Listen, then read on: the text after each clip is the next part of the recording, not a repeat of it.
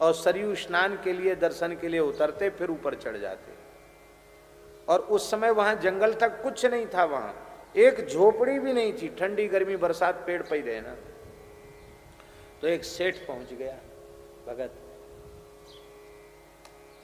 और दर्शन करके बड़ा प्रभावित हुआ।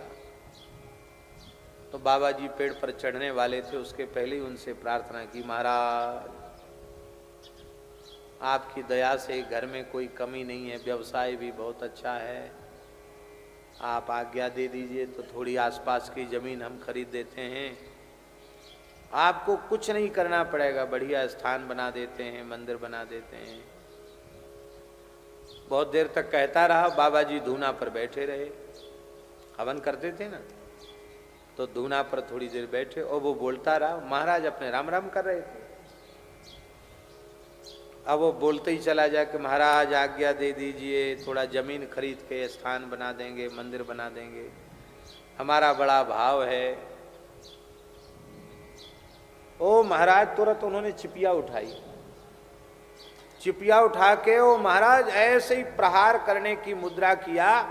वो मारना चाहते तो मार ही देते बेचारे, लेकिन वो तो डराना चाहते थे, धमकाना चाहते थे।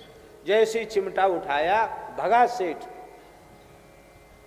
बोले खबरदार अब यहां आया तो हमारा एक एक राम नाम राम जी के चरणों में जा रहा है, ईंटा पत्थर बनने वाला नहीं। ऐसी वैराग्यपूर्ण वृत्ति उनकी। बोले हमारा राम नाम सब राम जी के चरणों में जा रहा है, न किसी सेठ साहूकार के पास जाएगा, न ईंटा पत्थर बनेगा, भाग जाए यहां से, मुंह मत दिखाना। हमारा एक एक नाम केवल राम जी के ही चरणों में जाए, इसके लिए ये स्वीकार करना पड़ेगा, मैं केवल भगवान का ही हूं और केवल भगवान ही मेरे।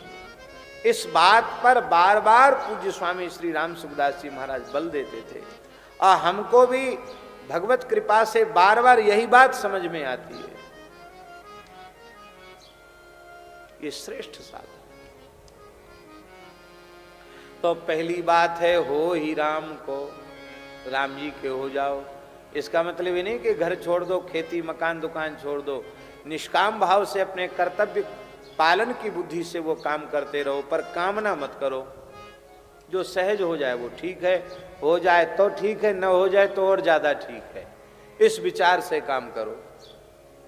तो हो ही राम को,